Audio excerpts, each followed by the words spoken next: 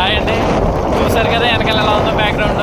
నేను ఇప్పుడు వచ్చేసి చిలుకూరికి వెళ్ళి దారిలో ఉన్నాను అనమాట. మొత్తం ఫుల్గా హెవీ గాలి అయితే వేస్తుందండి, వర్షం కూడా వస్తుంది, చలి పెడుతుంది అనమాట గట్టిగాని.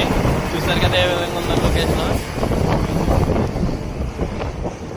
సో ఎట్టి పరిస్థితుల్లో మన ప్రయాణం అయితే ఆగదండి, వెళ్తూనే ఉందాం.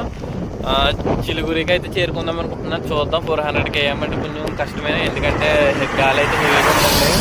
వర్షం అయితే కొంచెం అడ్జస్ట్మెంట్ చేసుకుని వెళ్ళొచ్చు, కానీ గాలి మొత్తం బండిని కూడా ఏదో బండి నీళ్ళు లేపడేస్తే ఎలా వస్తుందో అలాగా హెవీగా ఫోర్స్గా తోస్తుంది అనమాట. చలేస్తుంది.